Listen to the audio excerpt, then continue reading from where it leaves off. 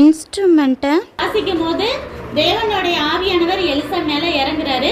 Elisha சொல்றாரு, நீங்க வாய்க்கால் இப்ப தண்ணி எல்லாம் வந்தா நிரம்புறதுக்கு வெட்டுவாங்க இல்லையா, அது மாதிரி வாய்க்காலை வெட்டுங்க. ஆனா காத்தும் அடிக்காது மழையும் பெய்யாது. இப்ப மழை பெய்யறதுக்கு முன்னாடி ஒரு மாதிரி சில்லுன்னு குளிர்ந்த காத்து அடிக்குமா அடிக்காதா? அடிக்கும் தானே.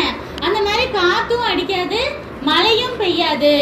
ஆனாலும் இது இந்த பள்ளம் எல்லாம் நிரம்பும் அப்படின்னு சொல்றாரு. இப்போ ஒரு இடத்துல குழிய தோன்றீங்க, அந்த இடத்துல தண்ணி எப்படி நிரம்பும் சொல்லுங்க? எப்படி நிரம்பும்? ஒண்ணு நம்மளா பிடிச்சு ஊத்தணும், இல்லாட்டி மழை பெய்யணும். ஆனா இந்த தீர்க்கதரிசி என்ன சொல்றாரு? காத்தும் அடிக்காது மழையும் பெய்யாது, ஆனாலும் அந்த இடத்துல தண்ணியா நிரம்பும் அப்படின்னு சொன்ன உடனே அதே போல அந்த எதிரியையும் தேவன் உங்ககிட்ட ஒப்பு கொடுத்துருவாரு அப்படின்னு சொல்றாங்க. உடனே அவங்க எல்லாரும் நம்பி என்ன செய்யறாங்க? நிறைய பள்ளம் எல்லாம் தோண்டி வைக்கிறாங்க. அப்போ காலையில எந்திரிச்சு பார்க்கும் போது, விடிகாலையில எந்திரிச்சு பார்க்கும் போது என்னது?